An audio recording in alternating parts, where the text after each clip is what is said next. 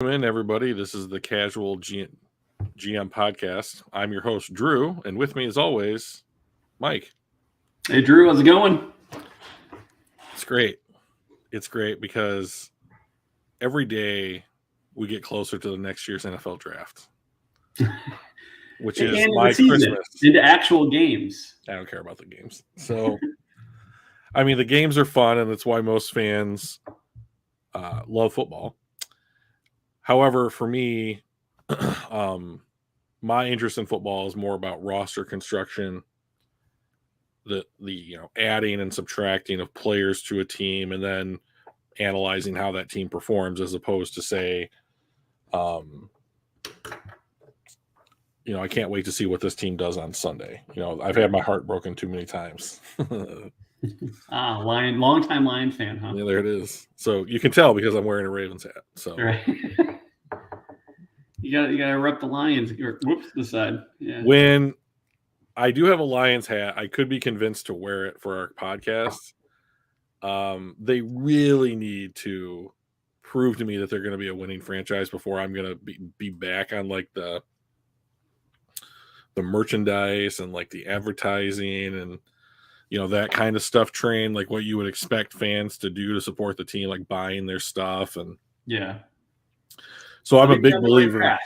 Yes, I do. I agree with that. So I'm a big believer in voting with your dollar. So when I decided to adopt the Ravens as the team that I would be paying most attention to 2-3 years ago, the goal was that I was unhappy with the decisions that the Lions were making from an organizational standpoint, almost every single time that they made a decision. Like, it didn't matter what it was. I didn't think that it was the right call, and I didn't think that and I think the evidence of that was that they didn't win football games. Yeah. And so I thought, I'm not going to support this anymore with my effort and my fandom, and especially with my dollar, which I think is about the only thing that would make an impact in the real world. And if thousands of people thought the same way, you might get the Lions to pay any attention to it. Me stopping is not going to raise eyebrows. Right. So, but nonetheless, I feel like that is the appropriate response from a fan when they are tired of seeing abject mediocrity into downright poor play. So I just thought I'm gonna make this change, and when they finally earn my respect again, I will come back. So yeah, hasn't happened yet. I do think we're on the right path. Yeah.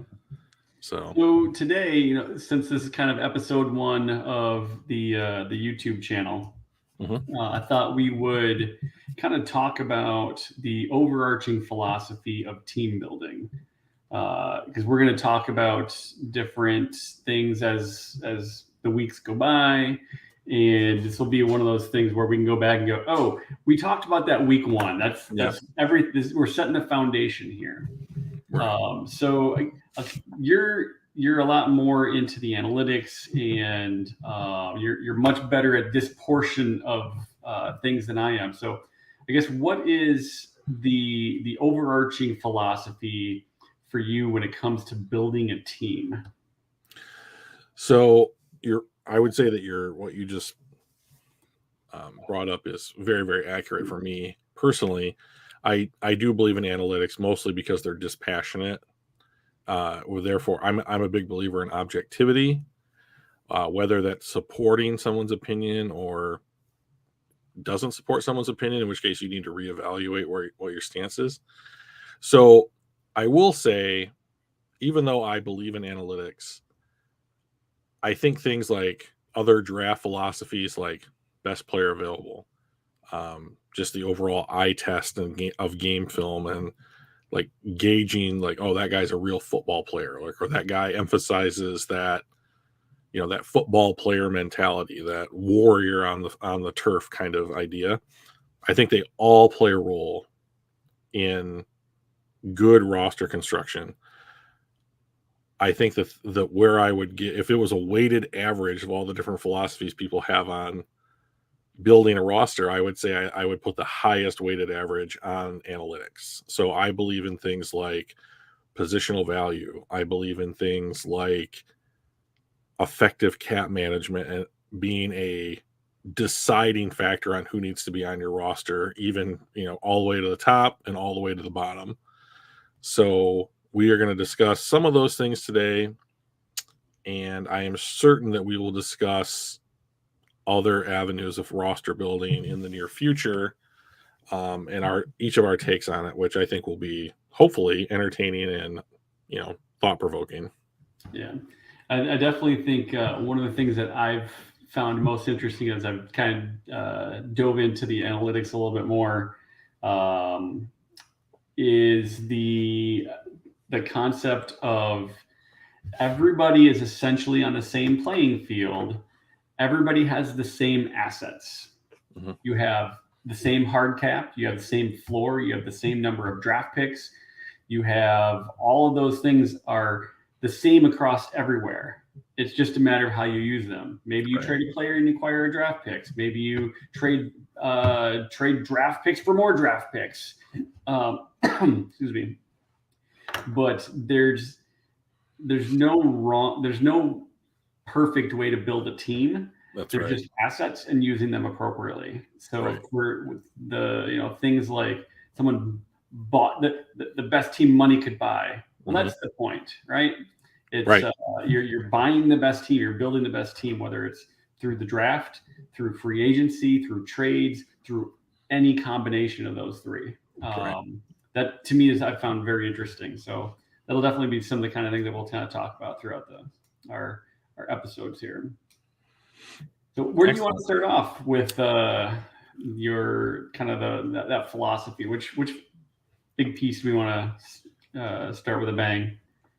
So I would say that if you are new to, let's say, like you're just gaining an interest in football, or you want to talk more intelligently about football and have people listen to you as opposed to just saying like, well, I was watching the game on Sunday and this is what I saw. If you want to go a level deeper, what I would recommend is go to Pro Football Focus, which is the leading source of football analytics currently in the market. I think they're quickly becoming like the industry standard for how we are going to evaluate NFL players, largely because they work with all 32 NFL teams, and they have contracts with ESPN and CBS and all the different media outlets where you're going to actually consume and watch football. So I would recommend going there, learning about some of the things that you're going to hear reference, like player grading. What does it mean to have, an 80 grade with PFF as opposed to like, it's not just a B- like that you're used to getting in English class or what I got in English class. Right. So, I would familiarize yourself with them a little bit, if for no other reason than you understand like what is out there and being referenced. So toward that end, if you will allow me, I'm going to share an article from Pro Football Focus that I think is extremely valuable. So hopefully this will pop up on your screen. There we go. So you should see right now, this is our first time running through this. You should see a picture of Chase Young and his Ohio State get up here. Yep, the Ohio State University. Okay. So this is an article. The title of it is Why Positional Value Matters in the NFL Draft. It is written by PFF's lead draft analyst, Mike Renner, who I respect a lot. And it is from June of 2020. So if you go to the site, go to the search bar and then type in why positional value matters, and the first thing should be this article. So let's kind of jump into the crux of why positional value matters in the NFL. So there are 5 positions that matter more than others on every NFL team. And those positions are quarterback, wide receiver, tackle, edge rusher, and cornerback. And the thing that ties them all together is they all benefit from or are affected by the quarterback in some way, or are trying to affect the quarterback in some way. I firmly believe that whichever team does a better job of minimizing the effect of the opposing team's quarterback is going to win that game. Yep.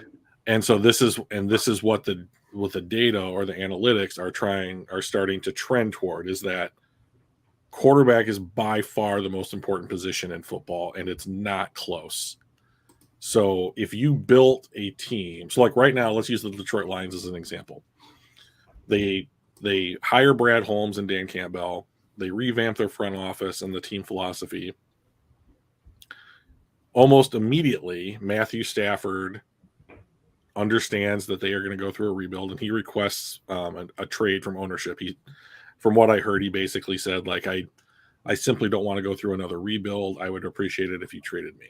And so they said, this does feel like the right time to make the split. We are going to try and do what we can to get you to a destination where you can have success. And so they did what, and just as importantly, get some assets in return to kickstart that rebuild. Yes. And so I'd like to talk about what they got for Matthew Stafford a little bit, because from what I heard, there were 3 suitors that ended up, one of which was the Rams, who ended up being traded to. But there were 3 legitimate suitors for Matthew Stafford, and that was the Denver Broncos, the Carolina Panthers, and of course the Los Angeles Rams. So I heard that the Panthers offer was Teddy Bridgewater and the number 8 overall pick in the 2021 NFL draft, which ended up becoming J.C. Horn. And I believe what happened, and this is speculation on my part, is that management, in this case Brad Holmes or somebody close to him, largely agreed to that trade and took the offer to Matthew Stafford, who effectively rejected it, and then they immediately just moved on from it without informing Carolina. Oh, that I did not hear. Yeah, so if they had gone through that, the team would look like right now, it would be relatively the same, except that we would not have Aiden Hutchinson. Well, we would not have been able to trade up for Jameson Williams, and they would have somebody else who they would have been drafting 7th and 8th in the 2021 class. So maybe that's Penei Sewell and Micah Parsons, or whatever the 8th pick would have ended up being. So then I heard that Denver was interested, and there was at least a first-round pick discussed, which I'm assuming was more than the swapping of first-round picks that you would normally get. And the reason Detroit walked away from that particular trade was that Denver was unwilling to include Drew Lock in the proposal. So if that's true, what I think we could see here from all 3 of these examples is that Brad Holmes wanted somebody who had played quarterback to come back to him in this trade. Right. So for whatever reason, that trade package was uninspired. And so then he ends up, getting in touch with his old team and his stomping grounds in LA. And they come through with, we'll give you Jared Goff, which I would consider to be, between Drew Lock and Teddy Bridgewater, the best of those 3 quarterbacks. 2 ones. We spent one of those first-round picks to trade up to get Jameson Williams, and a 3rd-round pick, which ended up becoming, I believe, I cannot pronounce his first name, but his last name is Malafanu. He was a safety from Syracuse. So so far, they have used those 2 picks. So they got Jared Goff, Malafanu, and used part of the pick that they got from the Rams to trade up for Jameson Williams. So the only pick they have left from the Matthew Stafford deal is the first-round pick from the Rams in the upcoming 2023 NFL draft. So, Mike, here's the question that I would pose to you, because you are not only a Lions fan, but you love Matthew Stafford. I am a fan. Would you have said, so the trade package of Jared Goff, 2 first-round picks, and a 3rd-round pick, how does that change if I say the package of players that we are going to trade for Matthew Stafford is Jared Goff, Mel Fonwu, Jameson Williams, and 1 first-round pick in 2023? Which of those sounds better? Well, having picks always sounds better because you get to make the choice. Right. Now, granted, we did use those picks to make the choices that you mentioned. Right. But I would always prefer, well, not always. I would most of the time prefer draft capital unless I know I'm getting a stud, right? Right. So, and that's why the Rams were able to give up draft capital because they knew they were getting a stud. They weren't guessing. They did the same thing with Jalen Ramsey, right? We're going to give you two ones, and we're going to take the best cornerback in the league. They're at the point where they can do that. You know, that draft picks are an asset, so they get to use draft picks and cap limit to acquire the talent. And they were at the point where like, I need to pick a guy here, and I need to pick a guy there, and I want the best at their positions that are available. And I'm going to use my draft capital to do that. Yep. We're not in that position where we're just looking for, you know, a key piece here or there. So because of that, I would always, for the most part, go for the draft picks, just acquiring that capital. We're just not ready to, you know, fill little pinprick holes. Exactly. So the reason why I went through the Matthew Stafford trade with you was because I wanted to highlight exactly how important the quarterback position is. Like, so Denver didn't get Matthew Stafford this last offseason. They traded for Russell Wilson. Carolina did not get Matthew Stafford. They went out and traded for Sam Darnold. So, and now they're still in the same position where they need to find a quarterback, because ultimately, I think that the day and age of teams like the 2000 Baltimore Ravens, where their defense carried them to a title, like Trent Dilfer is a fine quarterback. I think that he gets disparaged because he was not an elite quarterback, but he's a good quarterback. And they were able to take things like their running game and their defense, and that propelled them to make up the difference between Trent Dilfer and whomever their opponent was. So, to be honest, it's very similar to Jared Goff's run to the Super Bowl. Right. They had the number one defense, and they had the number one running game in the entire league. Right. Exactly. You don't have to be amazing to get to the Super Bowl when you have a guy like Todd Gurley in his prime and the number one defense backing you up. Exactly. So, but like, I think the thing to take away from that discussion is, if you don't have I have a minimum like standard for what I think a team needs to have in order to be able to compete for and win a Super Bowl. And you need, in my opinion, you need to have a top 8 quarterback in the NFL. If you do not have one, you should be looking to get one. And so this is what the Rams did. The Rams had Jared Goff. He was the number 1 overall pick, I believe, in 2016. They traded up to get him. You know, he did go to a Super Bowl with them in his 3rd season, which was also his best season. And they signed him to a $100 million contract extension, and then a year later traded him. Yeah. So to me, the Rams get it. Like, they understand that, like, all the narratives about Jared Goff, he was this number overall pick, you traded up to get him, you know, he took you to a Super Bowl. All of those things are reasons that either front offices or fans tell themselves as points to say, this is the guy, this is the quarterback that they can take us there. Look, he did it once and we came up a little bit short. All of those things, and those are all falsehoods. Yeah, there's where I work, our leadership team's been going through we do book studies, and the one that we're doing right now, a shameless plug for whoever, Adam Grant, I think, is the author. It's called Think Again. Okay. Great book. It talks about how to kind of get yourself to rethink your ideas, whether they're rethinking a stereotype or rethinking this thing that you've committed to in the past. But one of the things he talks about is too many people get married to past decisions, Right. and they don't they don't rethink about, all right, am I married to this, or can I just move forward? Can I get past this, admit that I made a mistake, or admit that this isn't the thing that I really want and I want to do something different? Whether it's I took a job and I'm not really happy here, but I could stick with it because it's a job I know, or I can go look for another job. In this example, it's we drafted this quarterback #1 overall. We threw $100 million to extend his contract, and they were smart enough to think and go, "Are we married to that, or can we do better?" Right? Exactly. And I think that's super critical.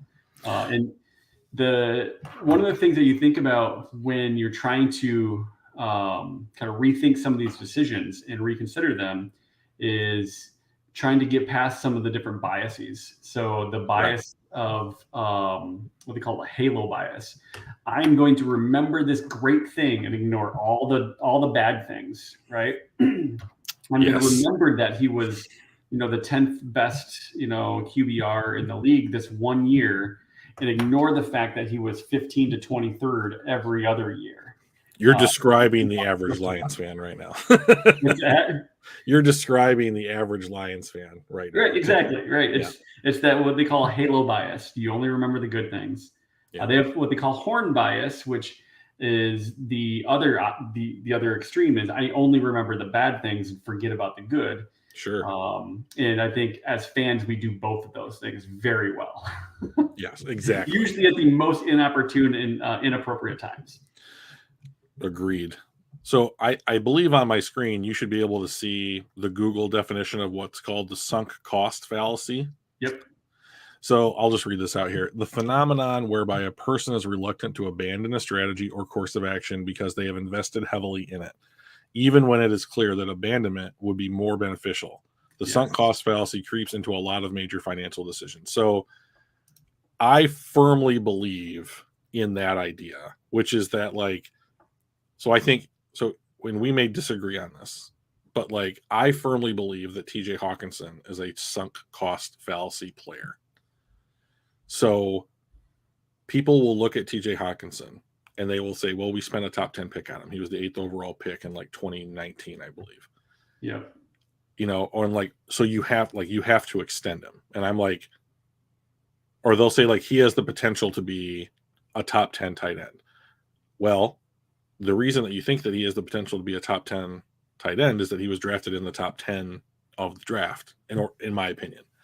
So he's shown flashes. He has. That's exactly it. It's the halo, right? I remember those games. Exactly. His first game, we had 180 yards and 2 touchdowns, and I'm like, we picked the good guy, and then he gets hurt, and the next year he gets hurt. So, and if he had a game like that 5 or 6 times a year, sure. I mean, that's asking a lot, but I took a look at Travis Kelce, George Kittle, Darren Waller, Mark Andrews, the upper echelon of tight end production in the NFL today at lunch. If you compare their bad years, it's like reading TJ Hawkinson's best season. Yeah. And so his big thing is he needs to stay healthy. Right. I think that, I wouldn't say that he needs to play all 18 weeks or be out there for all 18 weeks or whatever, 17 games, but he needs to be out there for 14 or 15 of them and not 12. He needs to have a bigger presence, and then I think that you might see that production. But they picked up his 5th-year option. I get it. He went to 1 Pro Bowl, so his option is going to be a little bit higher than if he had not gone to a Pro Bowl, but it's still cheaper than the going rate for a tight end. And that's one of the things that we're going to talk about in this podcast is these kind of financial decisions based upon what you've seen and not what you perceive. Yeah. So, but let's talk a little bit about the definition of of positional value in the NFL. So positional value basically says there are 5 positions that matter, and that's not an opinion. That is based upon like what data is telling us and also what the NFL is paying the people who play those positions.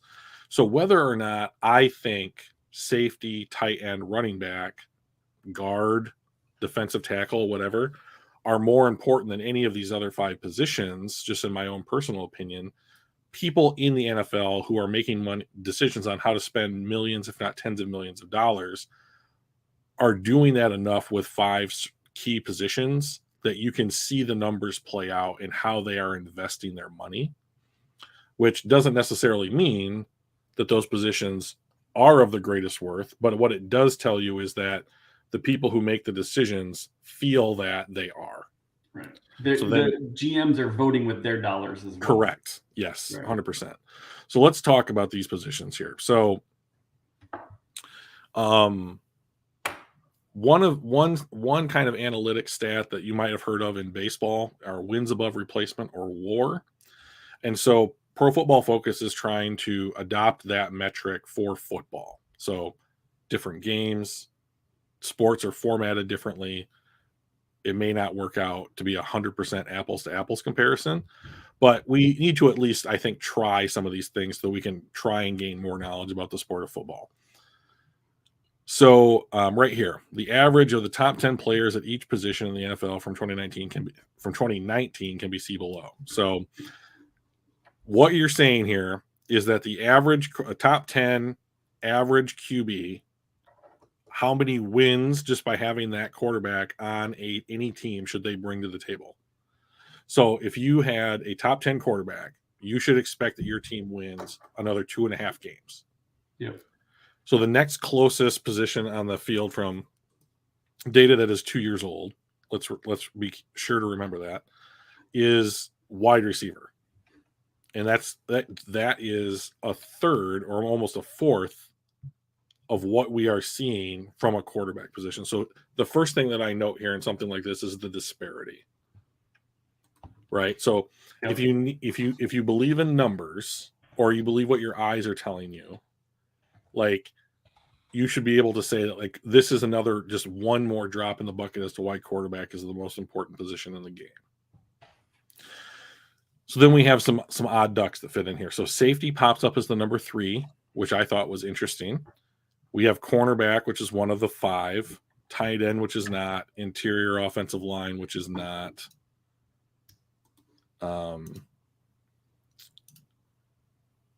defensive tackle, which is not, edge is, I think this is really interesting. Linebacker isn't, running back isn't, defensive line isn't. So, but when we get to what we pay the positions, this is where I think you start to see kind of the stars aligning with the overall theory of positional value. So here we have quarterback, the top 10 average salaries in 2019 for a quarterback was almost $32 million. Then we have edge on almost 19, wide receiver at 18. Here's defensive line again sneaking in, offensive tackle, and then cornerback. So of the 5 major positions, only defensive line snuck in. And it snuck in at number 4. So you have to update this data clearly to see what, how it's being progressed into the current NFL structure. But I think that this ranking, if you were just someone coming new to analytics and you wanted to get an idea of like what the foundation of what PFF is about, this list right here is a solid starting point. Yeah, I have a feeling that defensive interior is, you said this was 2019, so this is like 3 seasons ago. Mm-hmm. 3 seasons closer to running back relevance, right? Right. I mean, back when Barry was there, that was a huge deal because you had to stop guys like Barry Sanders and Adrian Peterson in their prime, and those kind of guys, Emmitt Smith.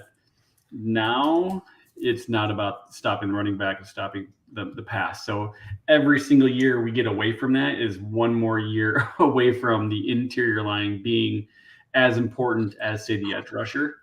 Right. Not to say that interior linemen can't be disruptive. Right. Aaron Donald rings a bell for the most disruptive person I've ever seen play in my life. Right. And he's on the interior.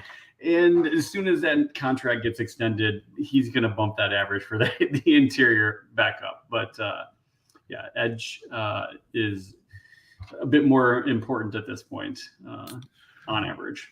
Yep. So, and that's, you've hit the nail on the head. And like Aaron Donald is kind of the like outlier that breaks apart charts like this. So like he is so good that he is going to go down in history as one of the best defensive football players in NFL history, period. Yeah. You know, and so like Aaron Donald is like dragging his position group along with him when it comes to like how a team wants to spend their dollar. Like if you have Aaron Donald, you may not need quote unquote another edge rusher because you have that effectiveness already on your team. He just happens to play a different position. Yeah. So I think that what you did by using Eric Donald as an example was excellent, because what he allows for is, number one, that there are great players at other positions that are not quote unquote valued as highly. And if you have an opportunity to acquire an Aaron Donald or Quentin Nelson, who plays guard for the Colts, or an Ed Reed, you know, who was a safety, or Troy Polamalu, somebody like that, you should probably go and take the opportunity to acquire that talent. Right. But what this is saying is that in the absence of truly great talent like an Aaron Donald, if you stick to this quote unquote lane in the highway of constructing an NFL roster, this will better serve you than just that guy feels like my guy. That guy's a real football player. He's the best player available at this pick, on and on and on. So these set parameters for how a team can approach acquiring talent. The next step in like positional value is this, I think is highlighted very well here by this next chart.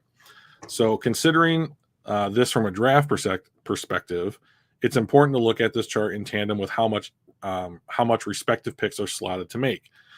So the 2011 collective bargaining agreement, which is how the NFL decides between itself and the players union how they're going to split up their money, has come up with this idea of a rookie wage scale, which is that no matter where you're drafted, in whatever round, you have a set amount of money that you can make, that there's very little wiggle room on the overall amount. So gone are the days when the Detroit Lions draft Matthew Stafford number 1 overall and have to pay him close to $50 million immediately. 64. Okay, thank you. Good. And, you know, and then follow that up by drafting Ndamukong Suh, and the year before drafting Calvin Johnson. And like, you have 3 top 2 players in consecutive years on your salary cap. And while it's good that you're using those picks on like near Hall of Fame level players, and all 3 of them, they are also immediately costing you a ton of money. And before they've ever played, they become one of the top paid players at their position. Can you imagine what those Lions teams would have looked like if they had an extra $100 million a year for free agents? And that. So I'm glad that you're sitting down, because I'm about to blow your mind. Okay. So PFF examined the kind of impact between the previous CBA and the current CBA on how roster construction is put together. Think about this for a minute, Mike. The Detroit Lions spent $64 million on Matthew Stafford because that was the way that the CBA was structured. Yeah. The year before, they had drafted Calvin Johnson at number 2 overall. So they're paying him close to the same amount of money. And I think that he, as a wide receiver, I bet he got a bit less, but still, I bet he was over 20. Yeah. So that amount of money between those 2 players, if I'm remembering the article correctly, was about 11.5% of the Detroit Lions' entire salary cap for a rookie quarterback who hadn't played yet and a second-year wideout who looked like he was legit, you know? So fast forward to this new collective bargaining agreement, and enter the Cincinnati Bengals.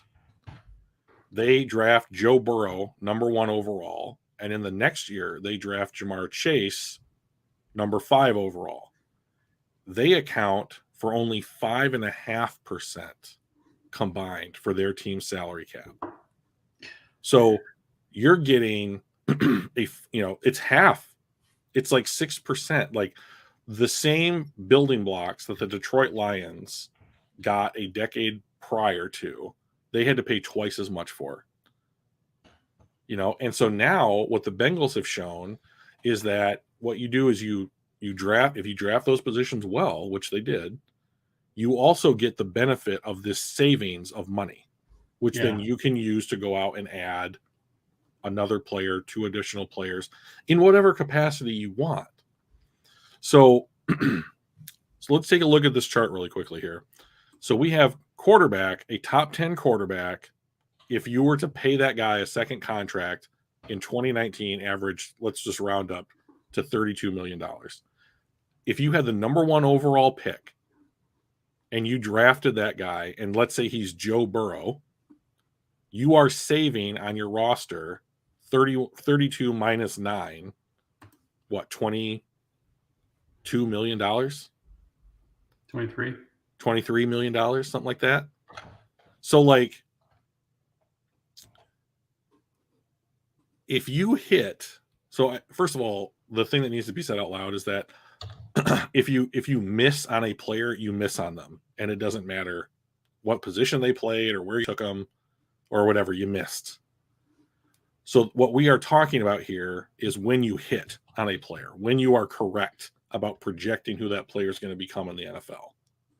So Cincinnati, if this was it might have been the year that Joe Burrow was drafted, to be honest.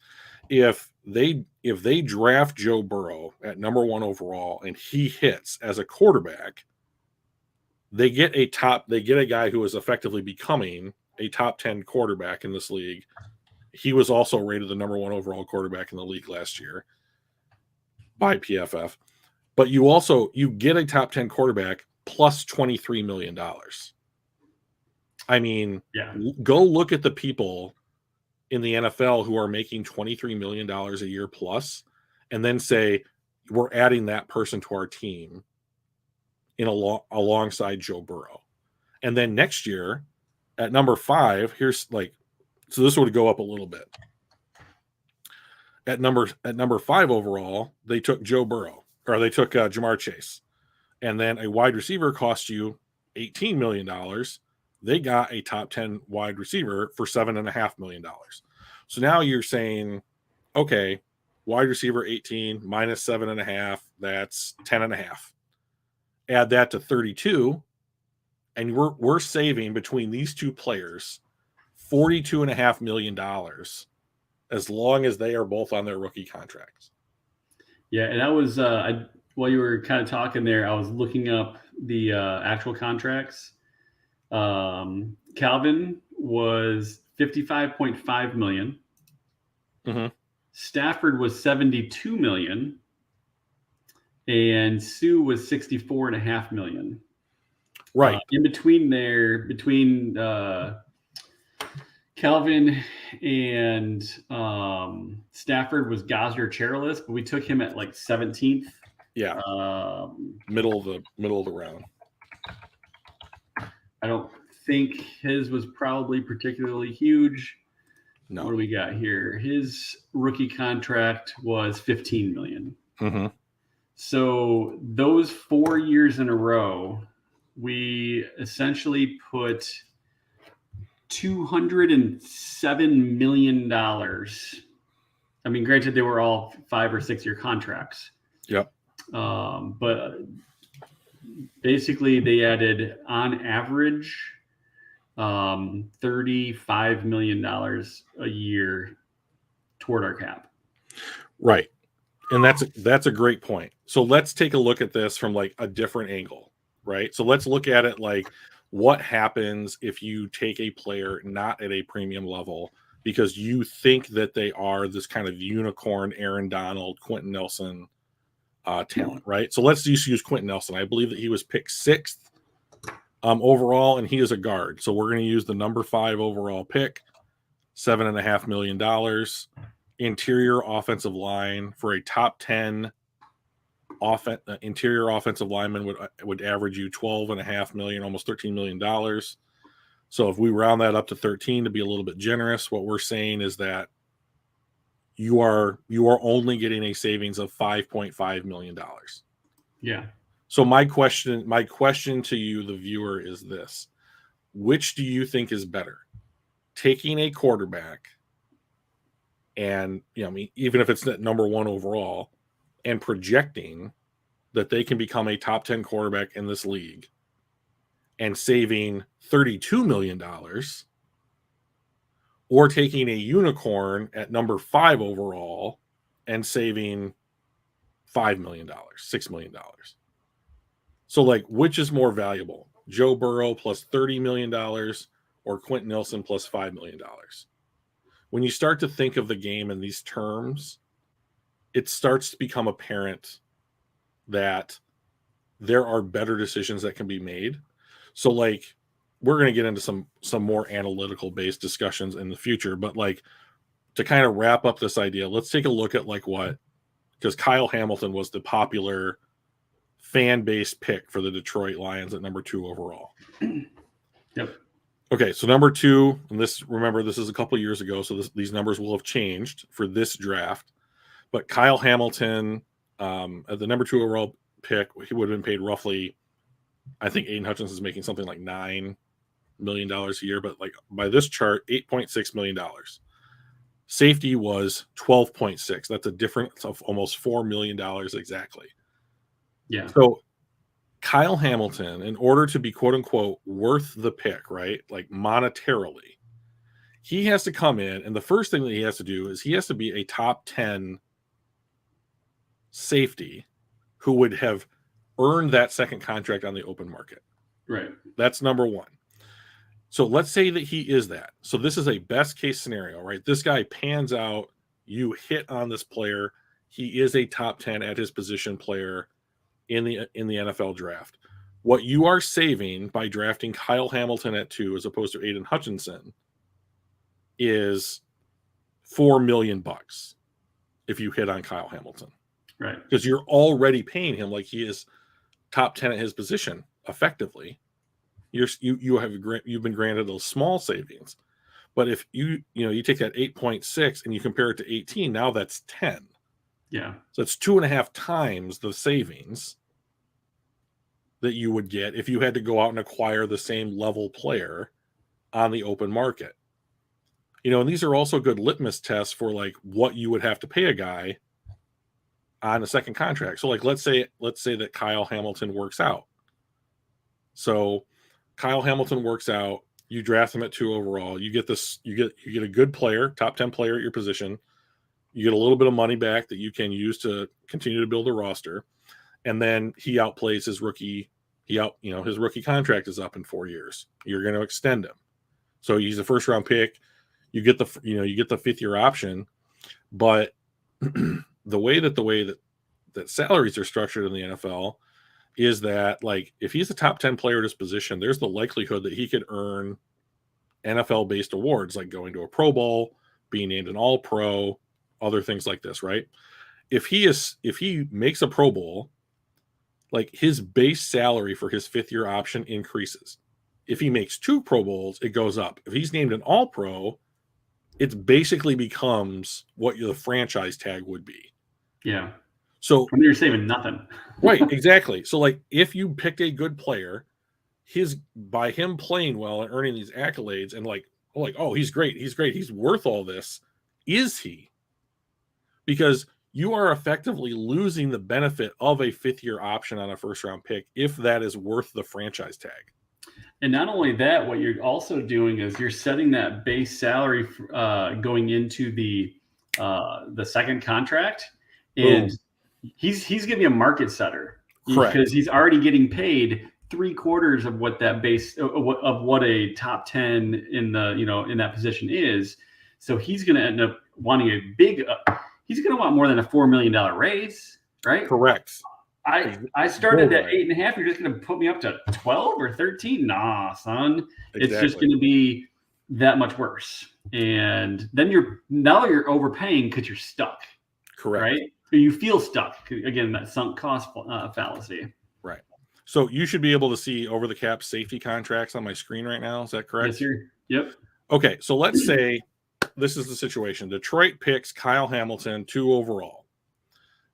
There's some discrepancy, but they are effectively playing him like $750,000 of what the like franchise tag would be for a top 10 player at his position, right?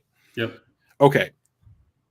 Let's say he makes 1 Pro Bowl or 2 Pro Bowls.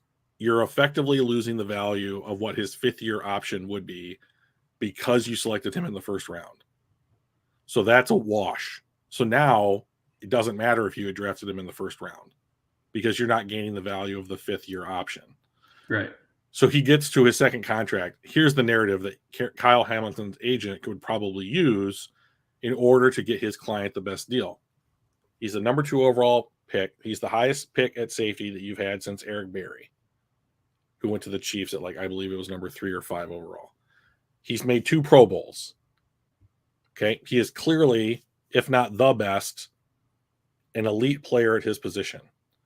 Well, every year the cap's going to go up a little bit, and that's going to make the next person that gets a safety contract extension. That's going to push the overall franchise tag that a little bit higher, $1 million, $1.5 million every year. So if over 4 years he's playing on his rookie deal, that tender might have gone up $6-8 million a year. And so if you're already paying him 8, just the natural progression of the way that the franchise tag and like the overall market for his position group works is that it's probably going to close to double. So and he'll be a big piece of as to why that is, because they're going to be like, why am I only going to get this when this rookie is making almost 9? Yes. Right. So they use him as the baseline, even though he hasn't done anything. He hasn't set foot on a playing field, but they're going to be using that as a baseline to move everything else up. Right. And then you lose even less. I guess the opposite term is opportunity cost, but essentially opportunity value, right? Is that difference between what we're paying and what that contract would look like off of a rookie contract, and we're losing that value. Mm-hmm. And so if you take what he made and how the position group has naturally grown just by increases in the salary cap and new contracts entering that position group's market, and then Kyle Hamilton says, I think that I'm better than Harrison Smith or Justin Simmons. Like I'm entering into my prime. I also want to be the highest paid player at my position group. Well, in 2022, that was Jamal Adams at $17.5 million a year. It could very easily, by the time that Kyle Hamilton is ready for his second contract, be $21 or $22 million a year. Yep. Now, relative to the increases in the salary cap, like that percentage of money that you're dedicating to him might be roughly the same. But the long and the short of it is that it's only ever going to go up. And I would rather have that gap between what I'm paying you on a rookie deal and what you are worth relative to your position group be as wide as possible, because this allows me capital in the form of salary cap space to go out and say, I am going to add a starting caliber linebacker.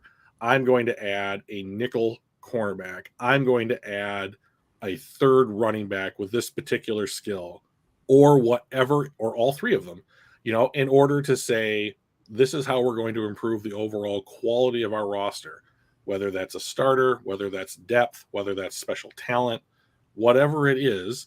You would have the flexibility simply by drafting a different position, assuming that they work out and they're an NFL contributor, right, on a rookie deal. And if if that player is average, you miss small, right? So it's like, well, we paid a guy, let's say a safety, that he makes 4 interceptions a year and 30 pass breakups, but he's never out of position. He really knows the game. He's an excellent communicator. He contributes on special teams. He's great in the locker room. And all these other things that come along with why people decide to give NFL players contracts. Like, even if you overspent on a draft pick, like you have acquired a player that is helping your organization. Yeah. And so you missed because he's not a top 10 player at your position, but like you missed and acquired a valuable contributor with and intangibles. Right. And you're not then forced to give him a market value contract, because if that guy, Joe Safety or whatever his name is, decides to ask for the same money as Kyle Hamilton, you're going to be like, we're going to be fine with letting you walk. Yeah. You know, but if you pick the quarterback and you hit on them, so like Justin Herbert went behind Tua Tagovailoa in his class, like it was Joe Burrow, Tua, Herbert. How many people would have Tua and Herbert flipped now? Everyone, all the peoples, Drew, all the peoples. Chargers look like geniuses. And he had criticisms, like he was not the quote unquote fiery leader, and he had like, there were some questions about whether or not he could add weight to his frame and like his decision making process and all that other kind of stuff, and like he has dispelled those concerns. Yeah. Josh Allen is another good example. The Bills took him at 7. He wasn't very good in his first 2 seasons. Boom. Season 3, he's out there, battling with the best and the elite of the division. And like, I mean, you can say what you want about the Los Angeles Rams. I mean, like, they're a good team and they deserve to win. But like, does anybody want to say that like the absolute best game in the playoffs last year was Buffalo, Kansas City? Oh, it was so good. I mean, right? I mean, it was good enough where they're looking at changing overtime rules so that kind of nonsense doesn't happen again. I mean, and what you have now, by him, even on 1 or 2 years of that rookie deal, playing at this level, he's worth every year that he wasn't at that level. Yeah. Because you're getting this level of play. And now that player is ready to take you on what they hope is a deep playoff run, right? Like the worst thing that you can say about Josh Allen is that he hasn't beaten Patrick Mahomes yet. And that's a lot of quarterbacks in the NFL. Yeah. And I mean, like, if you're starting a football, say you got the New Mexico Raiders, or not Raiders, but like Spartans or something, right? And you're this franchise NFL team, and you can pick between, any quarterback in the league to be your starter. I mean, like, if you're not picking Patrick Mahomes 1, you're probably picking Josh Allen 2, or vice versa. Yeah. So, I mean, they got him at 7. Yeah. Yeah, it's crazy. It can you help me? The NFL draft is such a crapshoot, and it really kind of is a lottery. Do I have to stop sharing to get rid of the infinite screens? Yep, remove.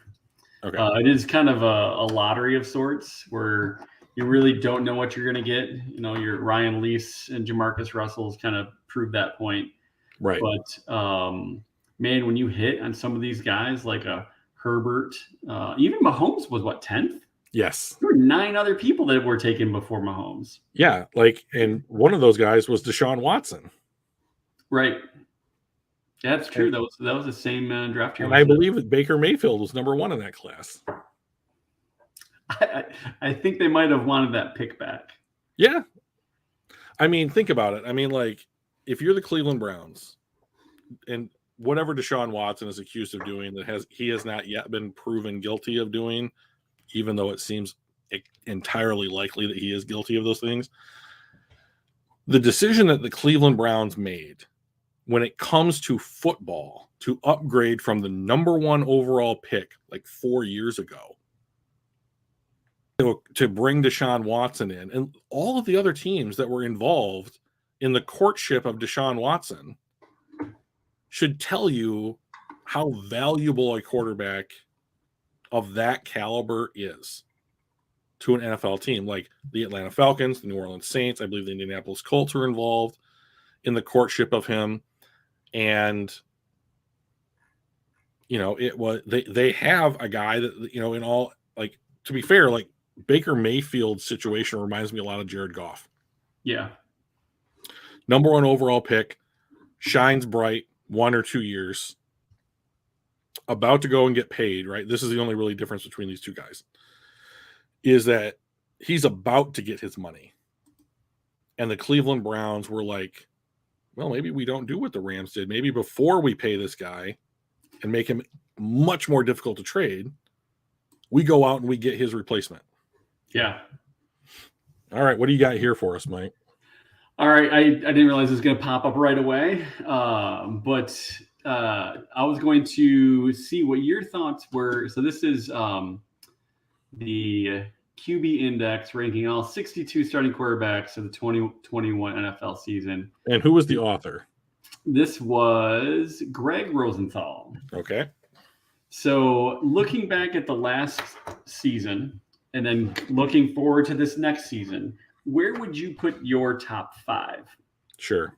And I guess part of it, because he does have Tom Brady at number 1. We are talking about franchise building here with this podcast, YouTube channel, all of the above. So my guess is we're not taking Tom Brady to build our team from the bottom up. So I don't know if you want to do a top 5 based on, I've got 1 year, I'm all in to win, and I need a quarterback. And then maybe a second top 5 of I'm starting from scratch, and that way you can start looking at some of the younger guys like a Burrow and whatnot over some of the other guys like Tom Brady. So you had Tom Brady at number 1. Mm-hmm. They had Aaron Rodgers at number 2. Okay. I have to. I know. I have to. Josh Allen at number 3, Justin Herbert at number 4, and Matt Stafford at number 5. Okay. So obviously, if we're building a brand new team from scratch, we're not taking a Stafford or a Rodgers or a Brady, right? So, correct. So of the 2 scenarios, let's start with I need to win 1 year, and these are my top 5 quarterbacks. And then the second scenario, we'll go back to we're starting from scratch. So who's you need 1 year, and you are just a quarterback away. What is your top 5? Patrick Mahomes, Josh Allen, Tom Brady,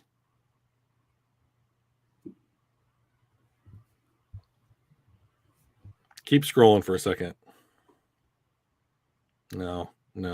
Okay, go back up. Yeah, I think we're getting to Herbert, maybe Rodgers. I would probably go Rodgers and then Matthew Stafford. If I had to, I'm ready to win a Super Bowl this year. It would be Mahomes, Allen, Brady, Rodgers, Stafford. Right on.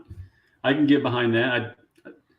As a Stafford fanboy, I would put him above Aaron Rodgers, but sure. Yeah, I mean, Aaron's he's a great player, so I can't say that's a bad choice. That's a big. Anyone watching what we're just doing right now, you may not have known it, but that is swallowing what swallowing pride looks like right there. I'd say, don't quote me on it, but shit's gonna live forever on YouTube. It will, yeah, it's true. All right, so you're starting from scratch, and you're just building. You have nothing, nothing on the team, and you're just you're an expansion team. Yep. So who do we take? We can take anybody because they're not letting people keep protect players. Okay. So in that case, we're an expansion team. I can draft any player in the NFL. In this case, quarterbacks, which seems like a fairly solid place to begin. Yeah. I would take. I'm going to give you my 5, and then I'll explain. Okay. I would take Joe Burrow 1, Herbert 2, Mahomes 3, Allen 4, and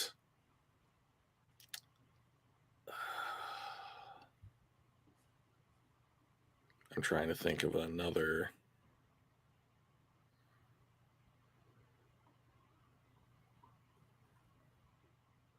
No, see, all these guys are on second contracts. Lamar, maybe? Yeah, he's going to get his money, but he hasn't gotten it yet, so I guess I can keep him as this. I might take Lamar 5, but he's going to get paid. So, here's the number one determining factor for me in this particular scenario is, are you on a rookie contract or not?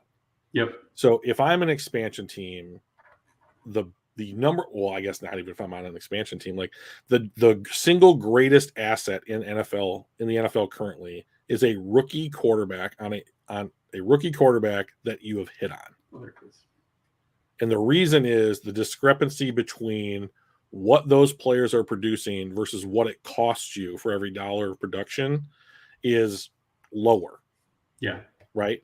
So like if I can pay, if you looked at the movie Moneyball, at the end there were like the Yankees paid $125 million for their team, and the A's paid like $39 million, and they were playing each other in the World Series, right? So like, what does it matter if I can figure out a way to do that for a third of the cost? I should do that. So now baseball doesn't have a salary cap like football does, right? So like, the Yankees can decide to spend however much money they want to as long as their owner's willing to pay it.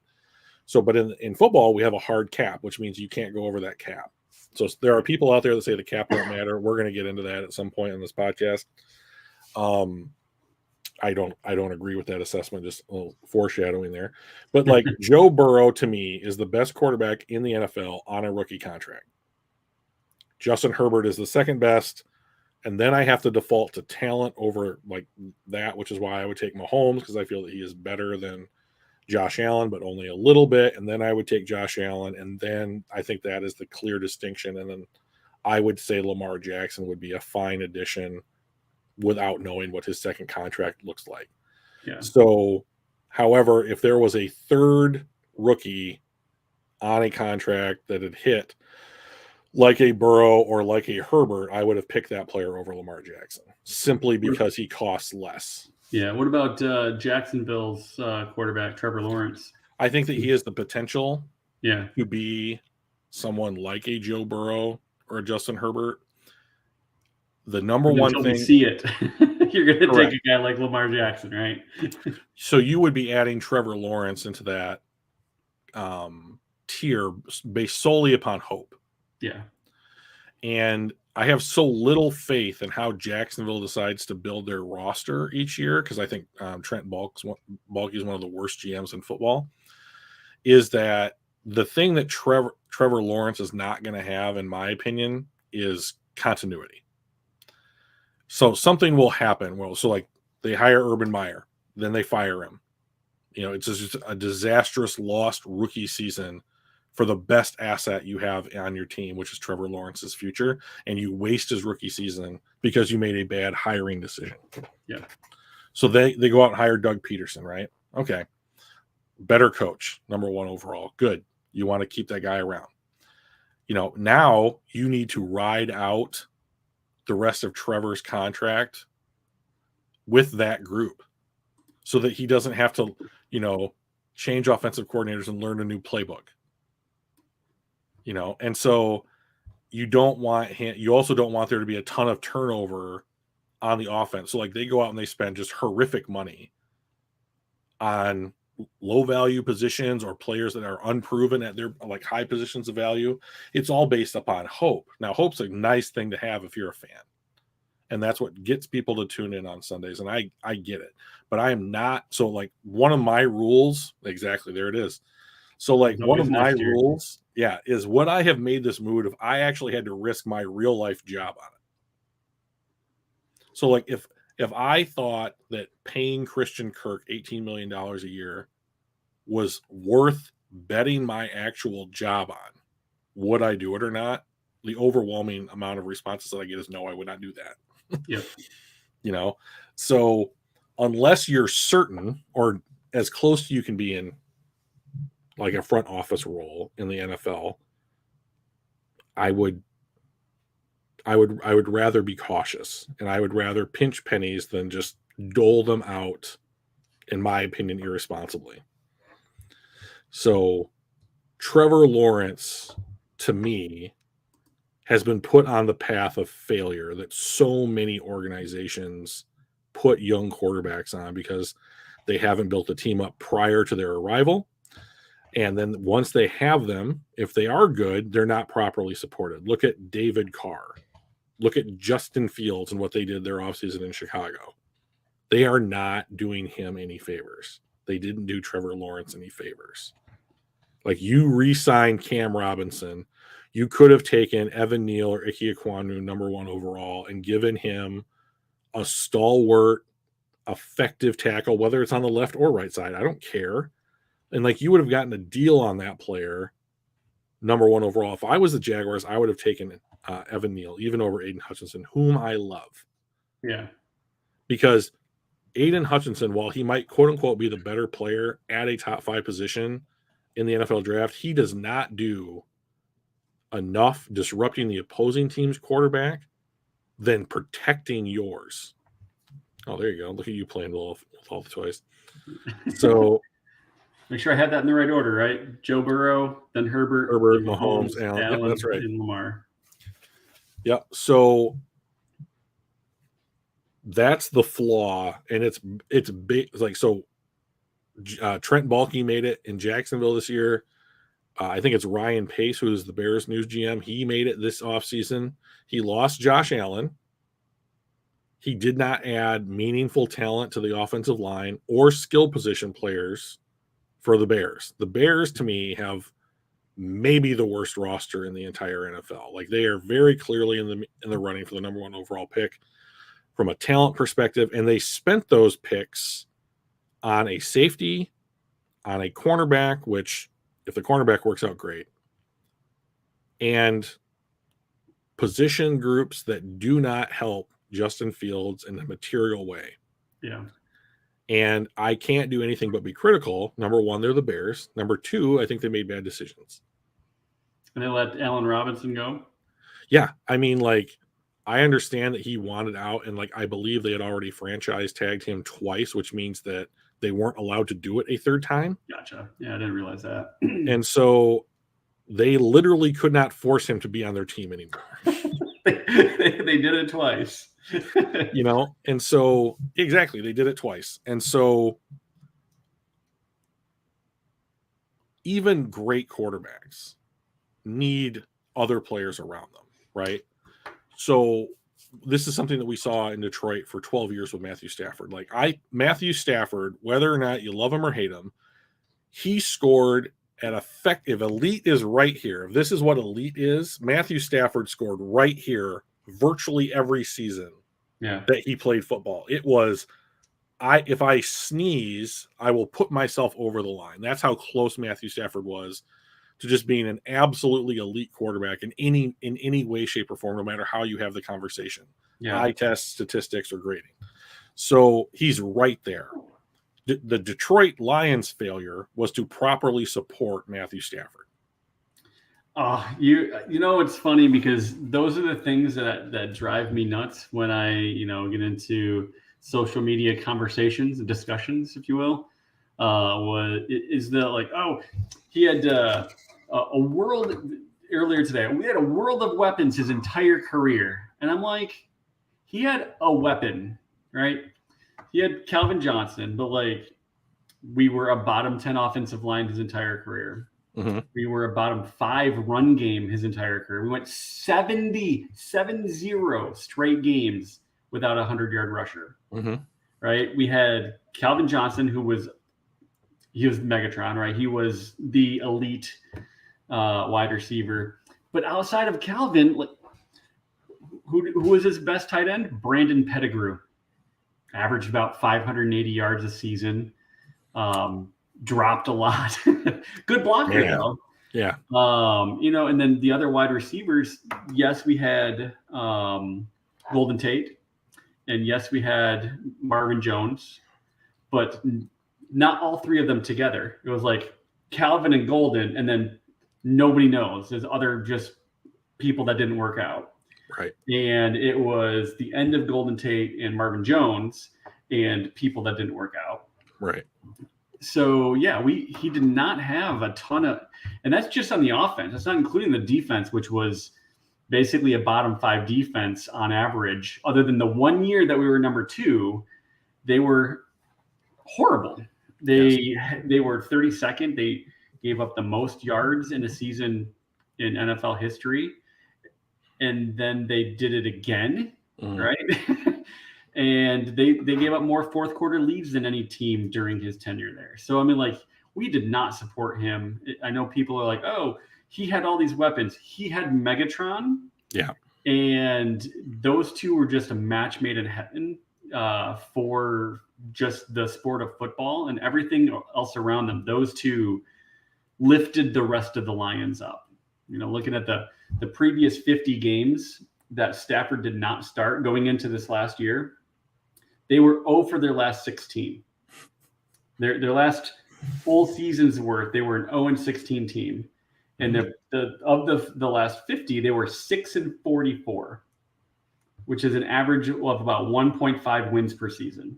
There you go. And he took a 1.5 win-ish, type of team and bumped them up to damn near 500, which just 500, that doesn't sound impressive. It's 5.5 wins more than what they were getting without him, right? Those are, like you said, you're right there. But I think the rest of the team, I mean, wins are a team stat, right? They're attributed to quarterbacks, but it's really a team stat. So I think some of those defensive failures, some of them, just one less blown fourth quarter lead each year puts them over 500, and we probably make the playoffs a couple more times. New Orleans, we threw for 380 yards, 4 touchdowns, and no interceptions, and we lose 42-28. It's like, if our defense just wasn't garbage, maybe those 4 touchdowns might have been enough. They should be enough for any other team. So, yeah. I'll get off my Stafford soapbox now. No, but those are the kind of things that drive me nuts. Sure. He's always been right there. And so while it drives you nuts because they didn't support a player that you enjoyed being on the team, it drives me nuts because they didn't optimize who he was. Yeah. So, like, I don't particularly care if it's Matthew Stafford or any other quarterback, whether it's Jared Goff now or whoever the next quarterback is going to be. Like, I don't give a shit who that guy is. You need to make sure that you're building the roster to emphasize what that player does well. Yeah. So, like, here's my problem. Like, if they built this team as they're currently constructing it, and they built it for like a running style, like Lamar Jackson, Kyler Murray style quarterback, and then they switch over and they want maybe they bring in a new offensive coordinator, Ben Johnson gets a job somewhere else, Dan Campbell gets an opportunity somewhere else, something like that. If they switch gears in their philosophy and then they want to build the team in a different way for a different style, it's not good. Yeah. It's no continuity. You need to maximize what you're doing for your most important player, and that's always quarterback. Yeah. I think they did. I will disagree with you a little bit. I did think that they tried to build around his talents, right?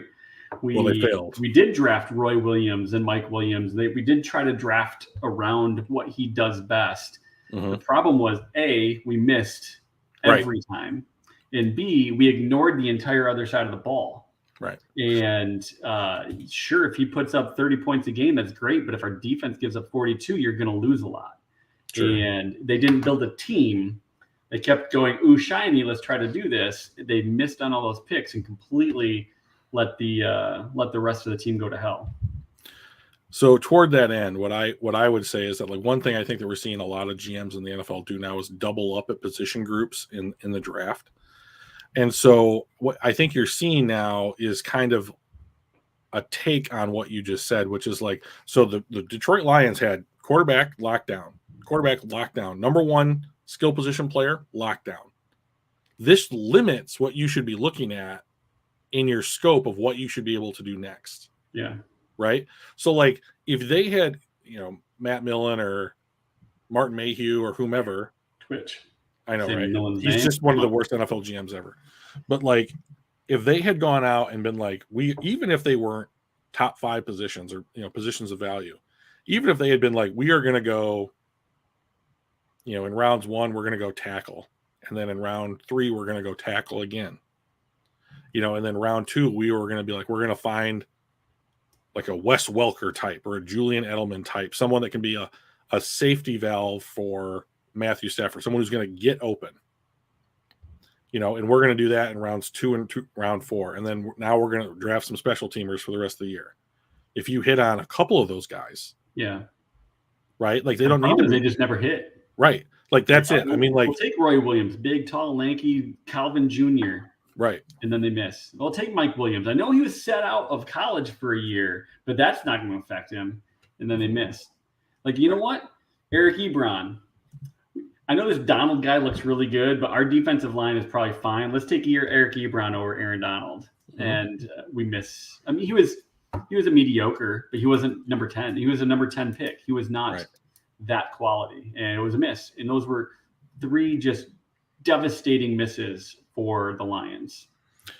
The cardinal sin, in my opinion, of the GMs that formed the largest chunk of Matthew Stafford's career is that they just weren't able to go out and find like contributing NFL talent at all. Yeah. Right. Like, if you miss on, a 4th rounder, okay. But if that guy, is your 5th offensive lineman or a contributor on special teams, or, they had Jason Hansen for a lot of those years too. Like, like he's a Hall of Fame level kicker, like if you look at some of the talent these guys had, like there were like the scope should be relatively narrow. I mean, like Riley Reif was not a great tackle. He was a decent tackle. Yeah. But like just the constant missing. Yeah. And it wasn't just in the 1st round or the 2nd round. It was throughout the draft that multiple GMs for multiple years missed on. I mean, like there was some stat that I saw for like Martin Mayhew or somebody that like, or maybe it was the tail end of Millen, where it's like his last 3 draft classes had 2 starters on them, like 2 years after they had selected those players. Yeah. Like they just couldn't stick, and it ruins your cap. You're wasting resources, and there's no way for you to find an advantage. So, I mean, looking at some of those early draft picks. So we got Calvin in 07, Gosser Charles in 08. Then we draft, we go 0-16, right? And we get the number 1 pick. We grab Stafford. Yeah. We also had the number 20 pick that year, which was we took Brandon Pettigrew, tight end, who was mediocre at best. Right. That's not what you want from your top 20 pick. Nope. We did take Sue, number 2, the next year, and he was, I mean, he's going to be a Hall of Famer. Yep. But we also took Javid Best at 30. Right. That was a miss. Yep. And you took a running back at 30. Well, not just that, we took a running back with concussion history and injury history at 30. That might as well be Nick Fairley at 13. He was a bust. We took Riley Reif at 23. He was mediocre. Yeah. I mean, he was what I would consider okay for a 23. Like we got you could play him. Yeah. We took Ziggy Ansah at 5. He was better than average. Well, he wasn't hurt. Not much more than that, and certainly not number 5 overall kind of talent. Right. If we were redrafting the 2013, we wouldn't be taking Ziggy Ansah. No, for sure. Right? We followed him up with taking Eric Ebron at 10. Great. Laken Tomlinson the next year at 28. Again, mediocre at best. Taylor Decker. Well, I would push back on that. Actually, he might have been mediocre at best for Detroit, but he is on his 3rd NFL contract, and that is an achievement. Like I'd say that Laken Tomlinson was a good pick that late, but once again, a guard at 28. Yeah.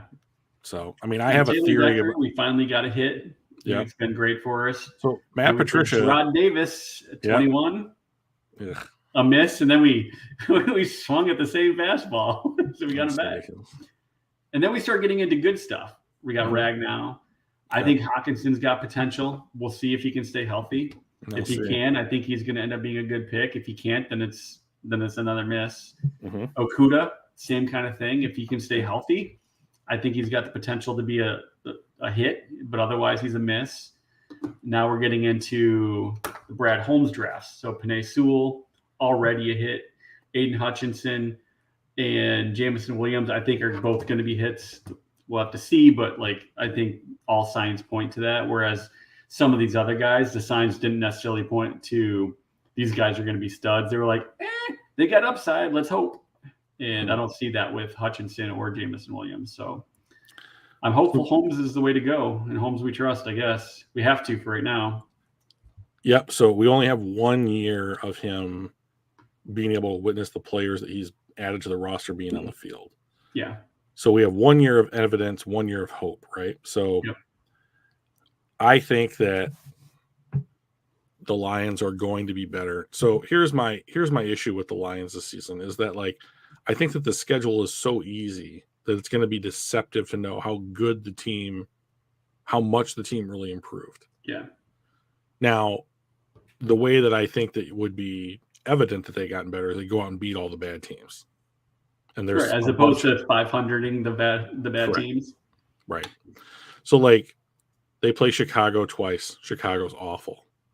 Carolina's better than I think I gave them credit for initially, but I still think they're bad because they have Sam Darnold as their quarterback. You know, there's beatable teams on. They play Seattle.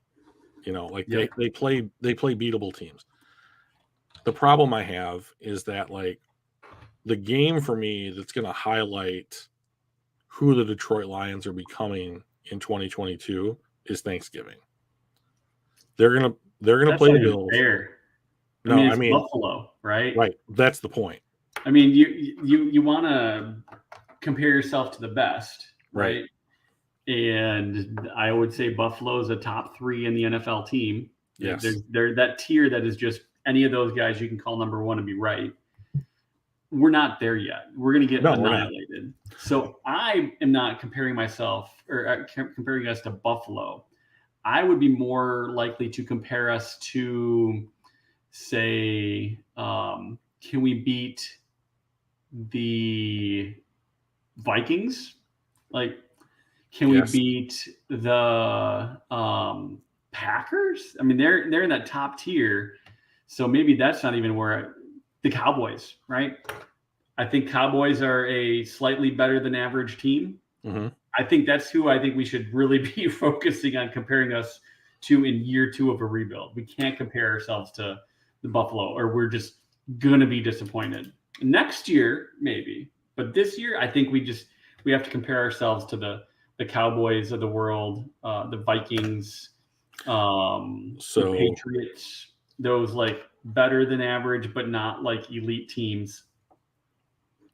So let me give you my expectations for what I want the Lions to be able to do this year. I want them to beat bad teams, whether it's at home or on the road.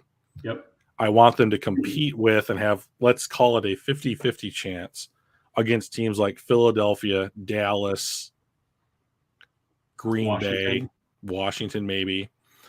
But, like, what I want to see in the Buffalo game is, A, are you going to come out ready to go? I think that that's probably going to be a yes. Yeah. And, like, you have to remember, like, Buffalo is largely the same team that it was last year, and they lost to the Jags. It's true. Any given Sunday, right? You still have, right, exactly. You have to go out and play all the games. So my question is, like, you're right. You know, the litmus test this year should be, how are you playing teams that absolutely punched you in the face last year? Yeah. Right? Like, Philadelphia came into Detroit and beat them 44-6. That's a drubbing. Yeah. And there's no other way to say it. And there's no, I don't want to hear any excuses about injuries or whatever. They got their asses handed to them at home. They didn't even need to throw the ball. They just ran it down their throats the entire game. Yeah. So, like, you get week 1, you get a chance to replay Philadelphia. So, like, what is it? Is it 24-23?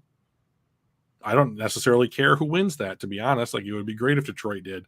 What I care about is, like, are you going to go out and play against teams who are better than they were last year and have it be close? Because if you are, then you should start to your mindset should be, we can play with these guys. We are at this level. Yeah. You know, and like Detroit, the best thing that Detroit has going for them, in my opinion, is their youth.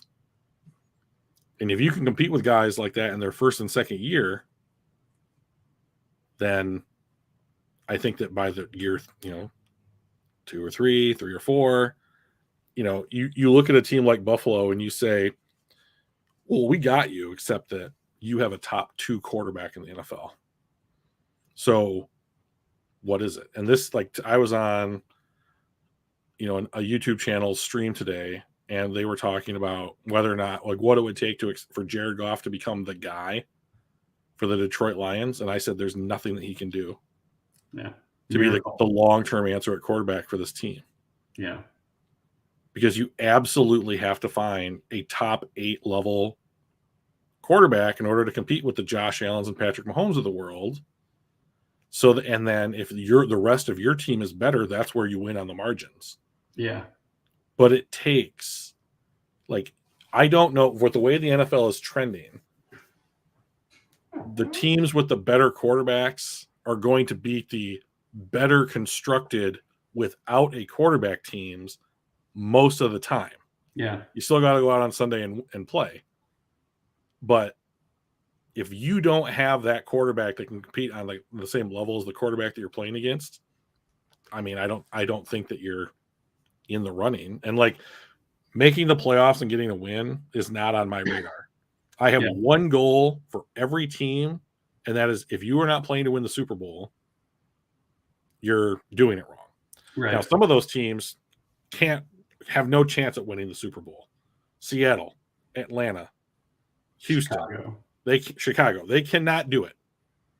It's not possible. Like if you put $100 on Chicago to win the Super Bowl, and on the 1 in a million that pays off, you're set for life. Like I don't mind you placing that bet. Like weirder stuff might have happened. Yeah. But like the likelihood that even Cincinnati's odds last year were not good. I mean, who was like, well, Joe Burrow's coming off of an ACL and they drafted this wide receiver and they have horrible offensive line play. He's just going to get hurt again. Who would have thought that they would have made the playoffs? Yeah. Or the Super Bowl, but they did, and so what we can do with Jared Goff and Joe Burrow is make 2 points of comparison. They were both number 1 overall picks, and they both lost in a Super Bowl. But who would you rather have? Oh, I don't think it's a question. Right. And like, if you are a fan of any NFL team, and you look at your quarterback and you say, "I wish we had the other guy's QB," then you're not done building your team. Yeah. It's just, I mean, like, the one thing that might change everything that we have talked about today, and we'll probably talk about in the future, is if they change the rules of how the money gets split in the CBA. If they renegotiate the collective bargaining agreement, and there are stipulations and changes to how the league and the players union split that money, that changes everything. Yeah. So like, I don't see a ton of that being likely, at least not enough where it is dramatically different. I think they got a CBA that they're happy with, and they just little tweaks here or there. I don't see a dramatic change. So I mean, we're going to largely discuss the points that we highlighted today in different ways, shapes, and forms in the future. And once the season starts, we'll get into like, week by week analysis and like, who got hurt and what's going well, what's not going well. Should they make a trade? When do you look at trading? When do you look at, buyers and sellers? Yep. Mm-hmm. So awesome. So you want to do some quick hits to finish up? Yeah. You want to do some quick hits and finish up? Sure. Did you have something? I got a couple. So first one is it's a real tragedy about Jeff Gladney, the Arizona Cardinals cornerback. He was killed in an automobile accident over Memorial Day weekend, and that just sucks. I mean, like, that sucks. Yeah. I feel bad for anybody that held him near and dear to their heart. And, the Cardinals are not only losing like a member of their organization, but like a good football player, in my opinion. Yeah. So that's a real shame. On a lighter note, I think that the Tampa Bay Buccaneers continue to highlight why they're such a good franchise by signing Akeem Hicks, defensive tackle from the Chicago Bears. He's a veteran. I'm doubting that they paid him much. And they're going to line him up next to Vita Vea, and they're going to take the pressure off of him and let him do what he's good at with one-on-ones, and that's terrifying. I do not want to. I'm glad that we don't play the Bucks this year because I don't want to play against Vita Vea and Akeem Hicks on the same defensive line. That's just great. Yeah. So, real quick, do you think the retirement rumors from Aaron Donald? He'll be back, right? no, I think that those are real. There's a real chance that he could retire. So if I'm Aaron Donald, I think that this is what I would be looking at. So he's 32 years old, 31 years old, something in that range. And so he just won a Super Bowl. He's been paid a bunch of money on a second contract. If I was Aaron Donald and I thought I can retire in my early 30s, which we're seeing happen more frequently now in the NFL, like Ali Marpet retired at 28, this offseason. He's 31. He just actually had his 31st birthday 8 days ago. So he is fresh into his 30s, right? So he might be looking at him like his future and saying, I've made enough money. I have a Super Bowl.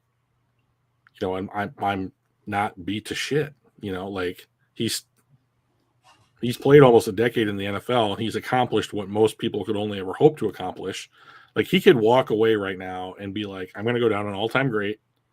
I've got a Super Bowl ring. I've got a bunch of money and I've still got most of my health. Or I could come back. And if I would come back, it's because the Los Angeles Rams are making me the highest paid player on the defense in the NFL, and I'm getting near quarterback level money. Like I wouldn't be surprised if he does come back if it was like for 1 year, $30 million. I think he's got 1 or 2 years left on his contract right now.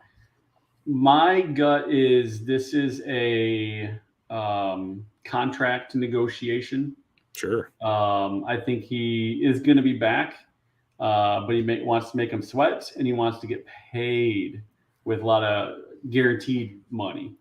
Yeah, I wouldn't be surprised if we saw like a 1 year extension that's like completely front loaded with like a huge roster bonus. Yeah. So that like his actual cap hit in the year that would be his extension is like $5 million, but they paid him like $25 million of that as like a bonus. So that he gets it. They'll make the cap work out, but that's my gut is he'll be back. He is an animal. He is It's amazing. He's got a motor that won't quit. I don't think he could walk away without at least giving an opportunity to try to run it back because they've got a Super Bowl quality team. Like, sure. Yes, it's great to go out on top, but man, wouldn't it be great to win back to back, right? So I don't think their roster got dramatically worse. I think you could argue it got better in some ways. What's that? I think that you could argue it got better in some ways. Yeah, I mean, they lost Von Miller. They gained Bobby Wagner, right? Yeah. They pulled in Allen Robinson, but lost Odell Beckham and Robert Woods. Beckham is hurt. He hasn't signed anywhere. They want to bring him back. He wants to be back. I think it's really coming down to health and what that contract looks like. Yeah. So I would be willing to bet. I wouldn't bet my job on it, but I'd bet a steak dinner that he'll be back kind of thing. Like I'm willing to put a little bit of cash. He'll be back with them, I think. But even not, I mean, you got Tutu Atwell, you got Allen Robinson, you got Cooper Kupp, Van Jefferson, Tyler Higbee at tight end. Yeah, they've got a solid. They got a solid team. To be honest, like they're starting 3 wide receivers of Kupp, Allen, and Van Jefferson. Oh, and Van Jefferson. I forgot about that. I was thinking Atwell. He's their slot receiver. Yeah. So, I mean, I think that he will line up in the slot more than he will outside. I mean, they move those guys all over the field, but I think Allen Robinson could go down as the most underrated signing in this offseason because he's never played with a good quarterback ever. Yeah. And like Matthew Stafford is clearly the best quarterback that he has ever played going back to college. Yeah. So I think that you could see if I'm going to do fantasy football this year, I'm looking to be like, all right, when are rounds going to be anticipating Allen Robinson going to be going? Because I think he's got like number 2 wide receiver potential and have just a huge year. Yeah. Oh, I totally agree. Yeah. So, okay. Well, I think this is a hit. Or are we out of here? I think we're out of here. I mean, All we've got to right. save some stuff for the second episode, right? Right. We're gonna have another. Yeah. Well, hopefully. We're gonna have another.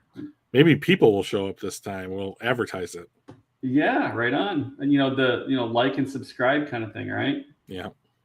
So this has been this has been episode 1 of the relaunched Casual GM podcast with Mike and Drew, and we hopefully talked about some stuff that you guys find interesting today. And if you liked our content, come on back and chat with us, and offer up some ideas of your own. Right on. Awesome, Drew. Appreciate it. I will talk to you later, buddy. Thanks, Mike. All right. Bye. Bye.